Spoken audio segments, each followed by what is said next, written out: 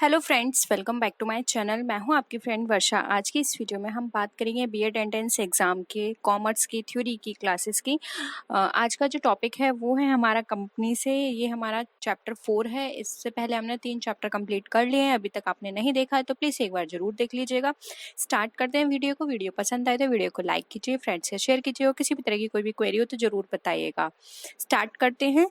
Company company क्या होती है? देखिए, कंपनी व्यक्तियों का एक स्वैच्छिक संघ है। स्वैच्छिक मतलब अपनी इच्छा से बनाया गया संघ है, जिसकी रचना किसी राजनियम के अंतर्गत लाभ पाने के हेतु व्यवसाय चलाने के लिए की जाती है। यानी कि एक किसी एक्ट के थ्रू इसकी स्टार्टिंग या इसको बनाया जाता है और बनाने का पर्पस क्या होता है? लाभ कमाना।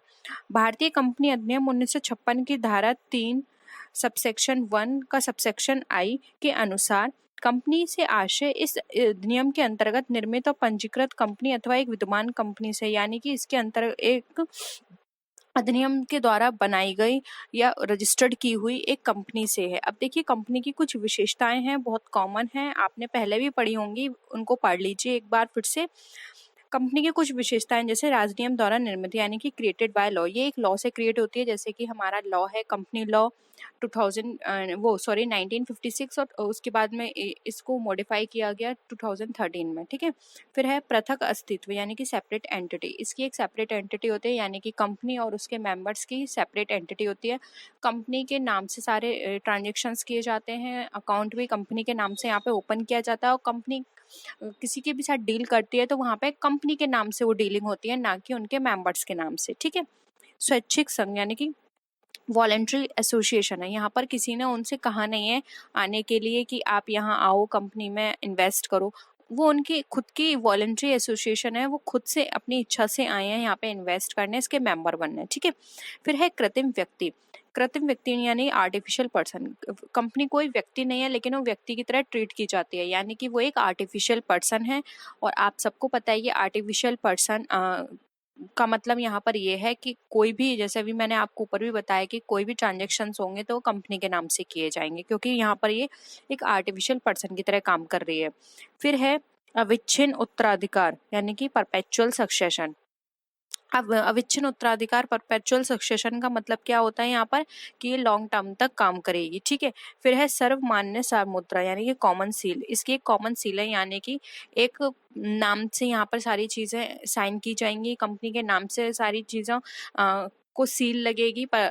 और यहाँ पर सीमित दायित्व की बात करें तो यहाँ पर जो जितनी पर्सन जितनी भी कैपिटल से मेंबर बने हैं वो बस उतने के लिए लायबल होंगे, यानी कि उनके पास जितने शेयर्स हैं वो सिर्फ उतने के लिए लायबल होंगे। उसके अलावा उनको किसी भी लायबिलिटी के लिए यहाँ पे नहीं कहा जाएगा। ठीक है। अब देखिए, कंपनी के प्रकार देख लीजिए। बेस्ड ऑन इनकॉर्पोरेशन, यानी कि कंपनी को बहुत सारे बेसिस पर डिफाइन किया गया है। फर्स्ट है हमारा बेस्ड ऑन इनकॉर्पोरेशन, यानी कि समामेलन के आधार पर। अब समामेलन के आधार पर भी कंपनी 3 तरह की होती है। राज्य आदेश द्वारा यानी कि बाय रॉयल चार्टर।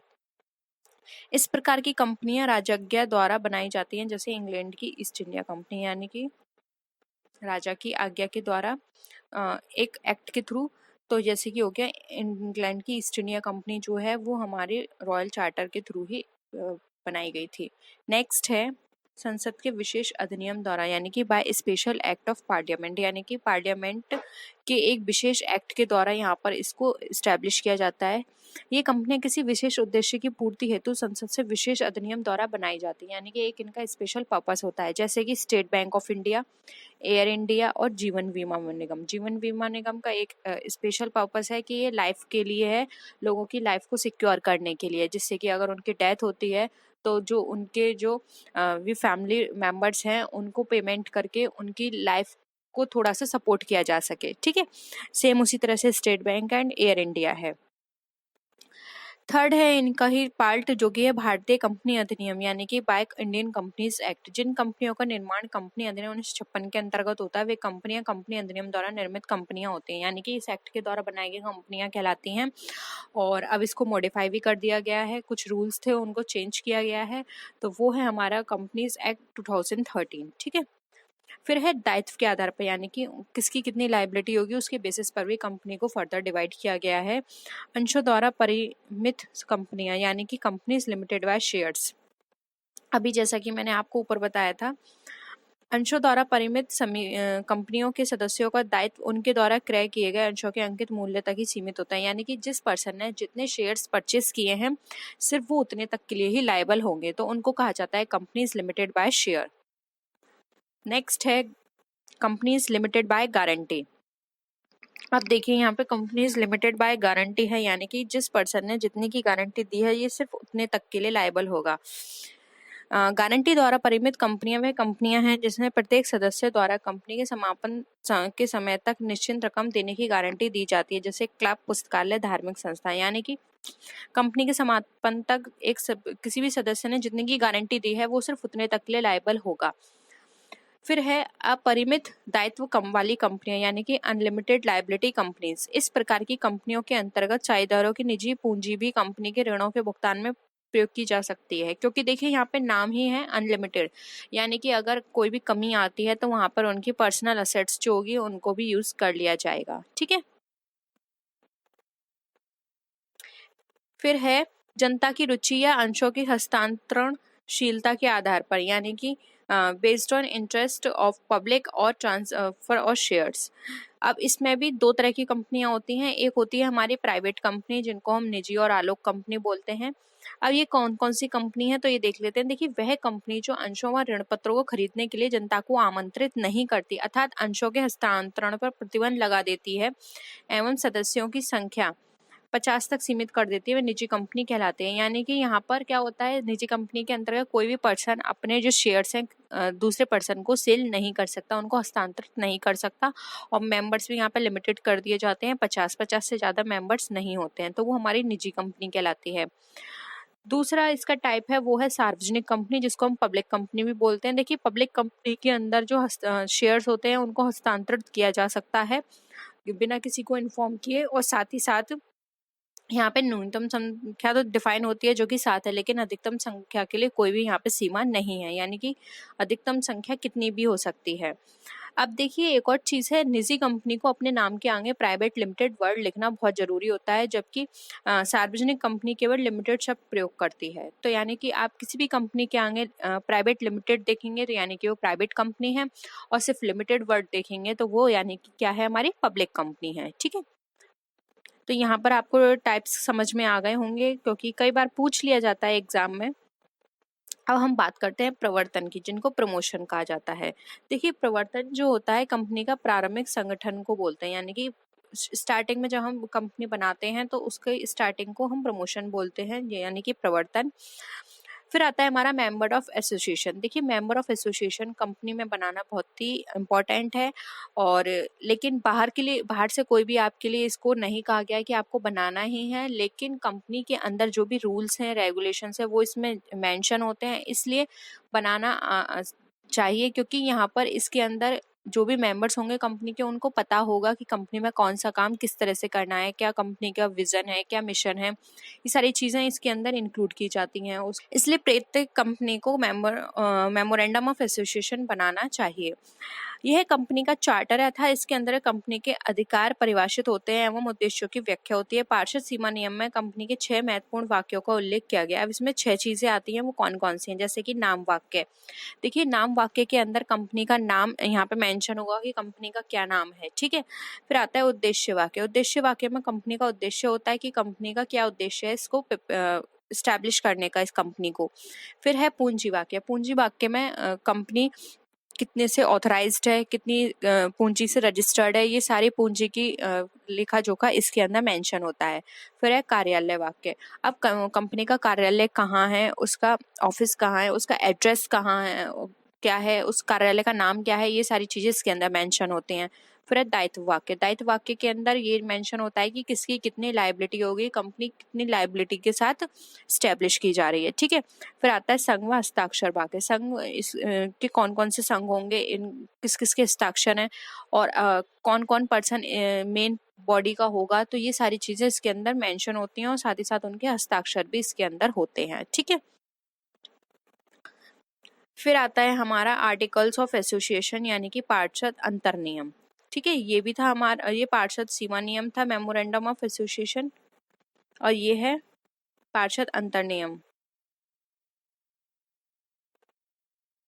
इस प्रलेख के अंतर्गत पार्षद सीमा नियम में निर्धारित उद्देश्यों की पूर्तियों के लिए बनाए गए नियम व उपनियम सम्मिलित होते हैं। ठीक है, फिर आता है कंपनी की अंश पूंजी यानी कि share capital of company. Company की अंश पूंजी क्या है? तो देखिए, अंश पूंजी क्या होती है? कोई भी पूंजी उसको बहुत छोटे छोटे पार्ट्स में डिवाइड कर दिया जाता है, वही हमारे अंश कहलाते हैं। कंपनी की पूंजी छोटे मूल्यों की इकाई में विभक्त होती है एवं प्रत्येक इकाई को अंश कहते हैं। अंश लेने वाले व्यक्ति कौन कहलाते हैं? अंशधारी, यानी कि वो कंपनी के सदस्य कहलाते हैं। एवं इनके द्वारा जो विनियोजित पूंजी होती है वो अंश पूंजी कहलाती है, जो अग्र रूप में होती है। ठीक है, फिर अधिकृत पूंजी, नाम से ही पता चल रहा है, यानी कि जिससे कंपनी अधिकृत हुई है, जितनी पूंजी से, वो अधिकृत पूंजी होती है। वह पूंजी है जिससे कंपनी के पार्षद सीमा नियम में कंपनी की रजिस्ट्री होती है। वही मैंने आपको स्टार्टिंग में बताया था, जितनी अंतर नियम में सीमा नियम में मेंशन होगी पूंजी, वो उसकी रजिस्टर्ड पूंजी या फिर उतने अमाउंट से वो रजिस्टर्ड होती है कंपनी। इसे पंजीकृत पूंजी भी कहते हैं अथवा अंकित पूंजी यानी कि नॉमिनल कैपिटल अथवा नामीय पूंजी भी कहते हैं। तो इनके नाम याद कर लीजिए, हो सकता है नाम आपके एग्जाम में पूछ ले जाएं। फिर आता है निर्गमित पूंजी, यानी कि देखिए, जरूरी नहीं है कि जितनी अधिकृत पूंजी है उतनी ही निर्गमित पूंजी भी हो, क्योंकि अधिकृत पूंजी ज्यादा होती है और निर्गमित जरूरी नहीं है वो एक बार में सारी निर्गमित कर दे, थोड़ी थोड़ी करके निर्गमित की जाती है, इसलिए ये पार्ट कम होगा, लेकिन होगा अधिकृत पूंजी का ही। ठीक है, अधिकृत पूंजी का वह भाग जिसे कंपनी निर्गमित करने के लिए जनता से आवेदन करती है, यानी कि कंपनी जनता को बोलती है कि आप ये जो पूंजी है, यानी कि जो शेयर्स हैं इनको परचेस कर लीजिए, उनको आमंत्रित करती है, उसे कहलाते हैं हम निर्गमित पूंजी, यानी कि जनता को परचेस करने के लिए आमंत्रित करना, वो निर्गमित पूंजी है। फिर है अनिर्गमित पूंजी। देखिए, अभी मैंने आपको बताया था अधिकृत पूंजी, यानी कि अधिकृत पूंजी में से कुछ पार्ट निकाल लिया निर्गमित के लिए, और जो रिमेनिंग पार्ट रह जाता है वो हमारा अनिर्गमित पूंजी कहलाता है, यानी कि अनिश्चित कैपिटल, जिसको फ्यूचर में कभी कभी भी अगर जरूरत पड़ती है तो फिर से उसको निर्गमित किया जाता है। अधिकृत पूंजी के उस भाग को अनिर्गमित पूंजी कहते हैं जिसे जनता को क्रय करने के लिए आमंत्रित नहीं किया जाता है। ठीक है, अभी नहीं किया गया लेकिन फ्यूचर में उसको किया जा सकता है। फिर है प्रार्थिक पूंजी, यानी कि सब्सक्राइब्ड कैपिटल। निर्गमित पूंजी का वह भाग जो जनता द्वारा क्रय कर लिया जाता है। अब देखिए, जरूरी नहीं है कि जितनी पूंजी निर्गमित की है वो सब जनता परचेस कर ले, जितनी परचेस कर लेती है वो कहलाते हैं हमारी सब्सक्राइब्ड, यानी कि प्रार्थिक पूंजी। ठीक है, प्रार्थिक पूंजी कहलाती है, इसे अभिदत्त पूंजी भी कहते हैं। फिर आता है हमारा याचित पूंजी, यानी कि कॉल्ड अप कैपिटल। अब देखिए, जनता ने सब्सक्राइब कर लिया, आपने इश्यू किया था, उन्होंने सब्सक्राइब कर लिया, अब जो सब्सक्राइब है उस पर कंपनी क्या है, पैसे मांगती है धीरे धीरे करके, तो अंशधारियों से आवंटित अंशों पर मांगी गई राशि याचित पूंजी या मांगी गई पूंजी या हुत पूंजी कहलाती है। अब ये डिफरेंट पार्ट में मांगी जाती है, जैसे कि आपने शेयर्स करे होंगे तो वहां पर आपने देखा होगा application, first call, second call, final call, ऐसे मांगी जाती है। तो जो मांगी जाती है उसे कॉल्ड अप कैपिटल कहते हैं, और जो मांगने से रह जाती है उनसे अनकॉल्ड अप कैपिटल कहते हैं। याचित पूंजी का जब वह भाग जो मांगने के लिए शेष रह जाता है उसे अनकॉल्ड अप कैपिटल कहते हैं। जैसे कि फॉर एग्जांपल, कोई भी कंपनी ने 10 रुपए का शेयर निकाला, उसने 5 रुपए मांग लिए, तो 5 रुपए तो क्या हो गए, कॉल्ड अप कैपिटल, और जो 5 रुपए अभी मांगने से रह गए हैं वो कहलाएगी हमारी अनकॉल्ड अप कैपिटल। ठीक है, फिर है दत्त पूंजी, यानी कि पेड अप कैपिटल। अब देखिए, पेड अप कैपिटल में भी आपने जो अभी 5 रुपए मैंने एग्जांपल दिया कि 5 रुपए मांगे, वो हो गए आपके कॉल्ड अप कैपिटल। अब देखिए, जरूरी नहीं है कि जिन जिन मेंबर्स ने आपके शेयर्स परचेस किए थे वो सब उन 5 रुपए को दे दें। किसी ने 5 रुपए दिए, किसी ने सिर्फ एप्लीकेशन तक दिए, यानी कि 3 रुपए दिए, तो जितने रुपए आपके पास आ गए हैं वो कहलाते हैं पेड अप कैपिटल, यानी कि जनता द्वारा चुकाया गया भुगतान। याचित पूंजी का वह भाग जो अंशधारियों द्वारा भुगतान कर दिया जाता है उसे दत्त पूंजी अथवा चुकता पूंजी या प्रदत्त पूंजी बोलते हैं, यानी कि पेड अप कैपिटल। और जितना रह गया है उन्हें कहते हैं नॉन पेड अप कैपिटल। ठीक है, फिर है हमारा संचित पूंजी। संचित पूंजी अयाचित पूंजी का वह भाग है जिसे सीमित दायित्व वाली कंपनी ने अपने जीवन काल में न मांगने का निश्चय कर लिया है, यानी कि ऐसी पूंजी जिसमें कुछ रिजर्व करके रखा जाता है, जिसे कंपनी सोचती है कि ये हम अपने जीवन काल में हम कभी नहीं मांगेंगे। ठीक है, तो ऐसी पूंजी जो होती है उसे सुरक्षित रख करके रखा जाता है, यानी कि कभी फ्यूचर में कोई भी ऐसी इमरजेंसी आती है तो तब मांग लिया जाए, लेकिन वो यही सोच के उसको रिजर्व करके रखते हैं कि हम इसको फ्यूचर में कभी नहीं मांगेंगे, ठीक है। तो ये कहलाती है हमारी रिजर्व कैपिटल, ये फ्यूचर पर्पस के लिए सिक्योर करके रखी जाती है। इसको आरक्षित पूंजी भी कहते हैं और सुरक्षित पूंजी भी कहते हैं, ठीक है। अब आता है अंश। कंपनी के अंश कंपनी की पूंजी की वह अविभाज्य इकाई है जो कंपनी द्वारा अपनी पूंजी प्राप्त करने के लिए विनियोजकों को बेचे जाते हैं और जो उन विनियोजकों के आर्थिक हितों को व्यक्त करते हैं। यानी कि कंपनी क्या करती है, जो अविभाज्य इकाई है कंपनी द्वारा पूंजी प्राप्त करने के लिए उसको बाजार में सेल कर दिया जाता है। कंपनी का मेन पर्पस क्या होता है इनको सेल करने का, कि उनको जब अगर किसी भी फंड की जरूरत है तो वो इस फॉर्म में भी जनता से या पब्लिक से फंड ले सकती हैं और उसको फिर अपने कंपनी में फर्दर इन्वेस्ट कर सकती हैं। तो यहाँ पर क्या है, उनको फंड मिल जाता है और जनता को क्या मिल जाता है, यहाँ पे डिविडेंड मिलेगा। जब वो शेयर्स परचेस करेंगे तो कंपनी को उन्हें बाद में जो भी उनका टाइम पीरियड है उस पर उनको डिविडेंड देना होगा। भारतीय कंपनी अधिनियम के अनुसार अंशों का तात्पर्य कंपनी की पूंजी के एक भाग से होता है और यदि स्कंद व अंश में कोई प्रकट अथवा शेष स्पष्ट भेद नहीं किया गया हो तो इसे स्कंद भी सम्मिलित होता है। यानी कि यहाँ पर अगर शेयर और स्कंद यानी कि स्टॉक में कोई डिफरेंस नहीं इंक्लूड किया गया है तो यहाँ पे जो स्टॉक हैं वो भी शेयर में सम्मिलित कर लिए जाते हैं, ठीक है। अब देख लीजिए हमारे अंश कितने प्रकार के होते हैं, पढ़ लीजिए, हो सकता है एग्जाम में आपके पूछ लिया जाए। अंश जो होते हैं हमारे 3 तरह के बताए गए हैं, पूर्वाधिकार, समता और आस्थगित अंश। देखिए नाम से ही पता चल रहा है, पूर्वाधिकार यानी कि पहले अधिकार मिलना। अब इन्हें पहले किस चीज का अधिकार मिलता है, तो इन्हें पहले अधिकार मिलता है जब भी डिविडेंड डिस्ट्रीब्यूट होता है उसका, ठीक है। पूर्वाधिकार अंश वह अंश है जो निश्चित आय चाहते हैं एवं जोखिम उठाना पसंद नहीं करते। पूर्वाधिकार अंशों का दूसरा नाम अधिमान अंश है, ठीक है।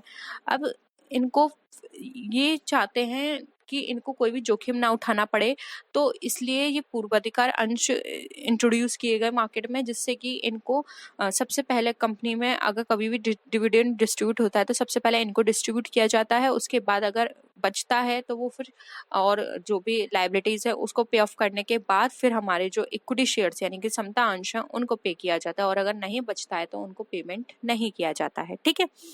अब देखिए पूर्वाधिकारी अंश भी बहुत सारी तरह के होते हैं तो इनको देख लेते हैं। फर्स्ट है हमारा संचयी अथवा असंचयी पूर्वाधिकार अंश, यानी कि क्यूमुलेटिव और नॉन क्यूमुलेटिव। देखिए अगर इस कैटेगरी के पूर्वाधिकार अंश निर्गमित किए जाते हैं तो इनको एक स्पेशल फैसिलिटी मिलती है। देखिए कौन सी है। संचयी पूर्वाधिकार अंश वे अंश है जिन पर कंपनी को एक निश्चित दर से लाभांश का भुगतान करना होता है। संचयी पूर्वाधिकार अंश है जिन पर अवशिष्ट लाभांश अंत नहीं होता। यानी कि फॉर एग्जाम्पल देखिए दो हैं इसमें, क्यूमुलेटिव और नॉन क्यूमुलेटिव, यानी कि संचयी और असंचयी। देखिए संचयी वो होते हैं जिसमें अगर कंपनी को किसी भी साल प्रॉफिट नहीं होता है तो इनको मिलेगा तो सही, लेकिन अगर उस साल नहीं मिलता तो जो नेक्स्ट ईयर होगी उसमें इनका इस साल का भी इंक्लूड करके इनको दोनों साल का इकट्ठा दे दिया जाएगा। तो ये कहलाते हैं हमारे संचयी। असंचयी में क्या होता है, अगर इस साल प्रॉफिट नहीं हुआ है तो जब अगले साल डिस्ट्रीब्यूट होगा तो अगली साल सिर्फ अगली साल का ही दिया जाएगा, इस साल का इंक्लूड नहीं होगा। तो संचयी में क्या होता है, कभी भी लॉस हो उनको क्यूमुलेट यानी कि इकट्ठा इनका होता रहता है, लेकिन असंचयी में ऐसा नहीं है। अगर एक साल लॉस हो गया तो नेक्स्ट ईयर इनको इस साल का नहीं मिलेगा, ठीक है। क्लियर है। फिर आता है रिडीमेबल एंड इररिडीमेबल। देखिए शोध पूर्वाधिकार अंश वे अंश होते हैं जिनका धन निर्गमन की शर्तों के अनुसार एक निश्चित अवधि के पश्चात इनके धारकों को लौटा दिया जाता है। पूर्वाधिकार अंश वे होते हैं जिनका धन कंपनी के समापन के अतिरिक्त अन्य किसी भी स्थिति में नहीं लौटाया जाता, ठीक है। देखिए शोध वो होते हैं जिसमें फॉर एग्जाम्पल इनका एक टाइम पीरियड होता है 10 साल 15 साल, ठीक है। जो भी इनका टाइम पीरियड है उसके बाद इनका जो पैसा है वो इनको वापस कर दिया जाता है, जितने का भी इन्होंने शेयर वो परचेस किए हैं प्लस डिविडेंड, ठीक है। लेकिन अशोध्य में होता है कि इनको अगर पब्लिक चाहे कि बीच में मिल जाए पैसा तो बीच में इनको कभी पैसा नहीं मिलता और इनको सिर्फ पैसा तभी मिलेगा जब कंपनी का समापन हो जाएगा, ठीक है। इसमें ये डिफरेंस है। फिर आता है परिवर्तनीय और अपरिवर्तनीय पूर्वाधिकार अंश, यानी कि कन्वर्टेबल और नॉन कन्वर्टेबल। ये भी, इसमें भी एक फैसिलिटी मिलती है। देखिए, परिवर्तनीय नाम से पता चल रहा है, यानी कि आप इसमें किसी अन्य चीज में परिवर्तन इसका करा सकते हैं। परिवर्तनीय पूर्वाधिकार अंश वे अंश हैं जिनके धारकों को इन्हें एक निश्चित अवधि के अंतर्गत अथवा एक निश्चित तिथि के बाद इनकी निर्गमन की शर्तों के अनुसार समता अंश में परिवर्तित कराने का अधिकार होता है। अब परिवर्तनीय पूर्वाधिकार अंश में इन्हें परिवर्तित कराने का अधिकार नहीं होता। देखिए, अगर शेयर होल्डर्स को लगता है, प्रेफरेंस शेयर होल्डर्स को, कि मैं हमारे जो हमारे पास शेयर्स हैं, प्रेफरेंस शेयर्स हैं, इसमें डिविडेंड कम मिलता है, लेकिन जो इक्विटी शेयर होल्डर्स हैं उनको ज़्यादा मिलता है, तो अगर वो कन्वर्ट करवा सकता है तो उसको एक फैसिलिटी मिलती है। अगर उसके पास कन्वर्टेबल यानी कि परिवर्तनीय पूर्वाधिकार अंश है, तो एक निश्चित टाइम पीरियड के अंदर या फिर एक निश्चित टाइम पीरियड जो है उसको कंप्लीट करने के बाद वो अपने परिवर्तनीय पूर्वाधिकार अंश को समता अंश में परिवर्तित करा सकता है। ये उनको फैसिलिटी मिलती है। लेकिन अपरिवर्तनीय पूर्वाधिकार अंश को ये फैसिलिटी नहीं मिलती कि वो अपने जो भी शेयर्स हैं उनको समता अंश में वो परिवर्तन करा पाए। सिर्फ ये डिफरेंस है। नाम से क्लियर है? कोई भी प्रॉब्लम नहीं होगी आपको। फिर है पार्टिसिपेटिंग एंड नॉन पार्टिसिपेटिंग, यानी कि भागयुक्त और अभागयुक्त पूर्वाधिकार अंश।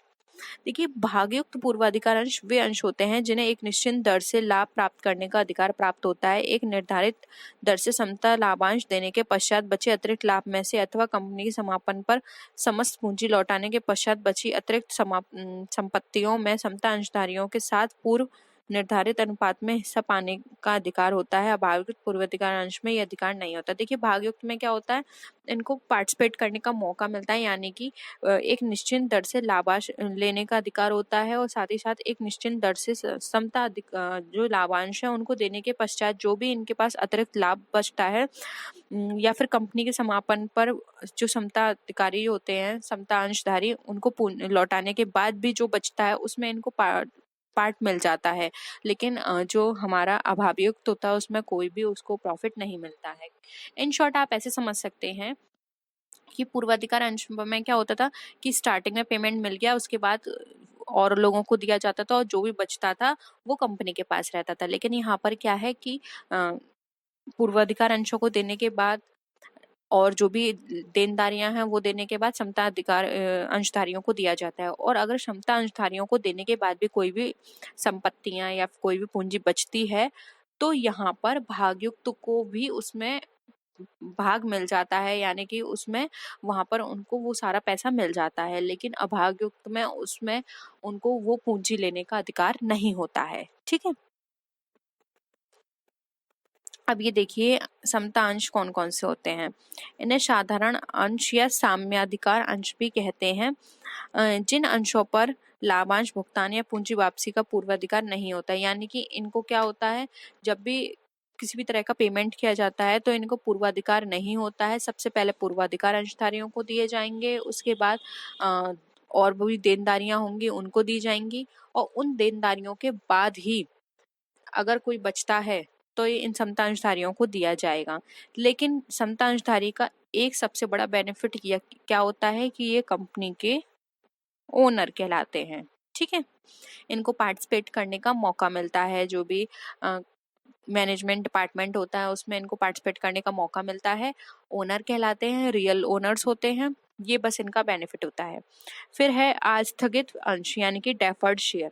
आस्थगित अंश वह अंश है जिन पर लाभांश समता अंशों पर किसी निर्धारित अधिकतम दर से लाभांश देने के पश्चात ही दिया जाता है, यानी कि इसमें जो समता अंशधारी हैं उनको देने के बाद अधिकतम दर से लाभांश इनको दिया जाता है। ठीक है,